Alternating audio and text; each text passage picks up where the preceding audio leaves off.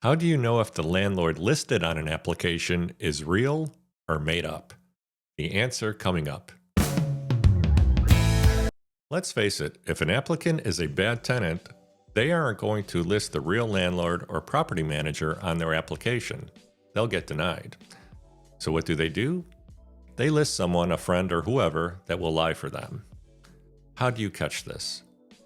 You must first search to see who the real owner is, and then search to see if you can find any contact number. Don't just rely on what is listed on the application. With experience, you'll get a feeling that something is off.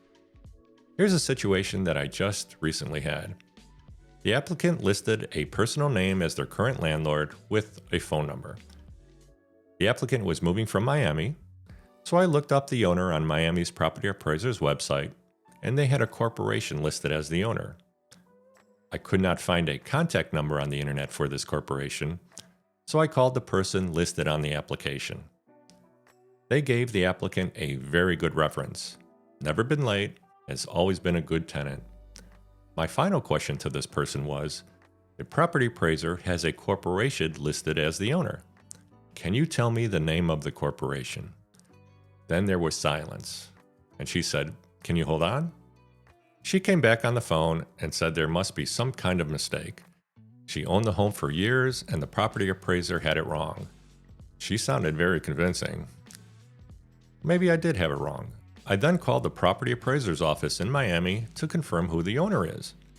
The clerk confirmed that, as far as they're concerned, I had it right and the owner is a corporation. I needed to do some investigating. Because I could not find any contact information on this corporation, I then went to the Florida Division of Corporations website to look up this corporation. What I found was interesting. It was a real corporation, but the registered agent for the corporation was a management company. So I searched the internet for contact information on this management company and found a couple of numbers. Get ready for this. I called the management company and they answered. I stated who I was and asked, by any chance, do you own or manage the property at such and such? They said, yes, why do you ask?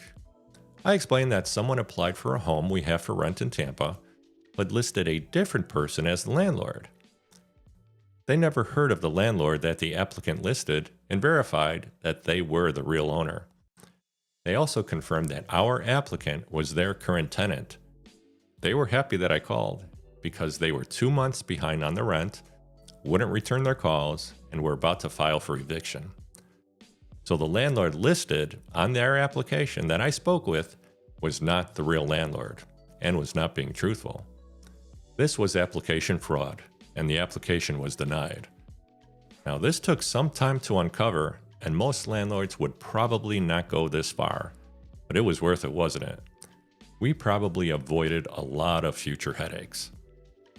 You can see how flaky applicants will try and trick you.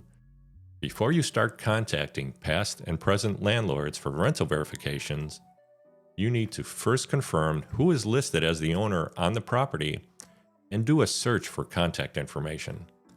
Don't always rely on what the applicant gives you. It could be fraudulent.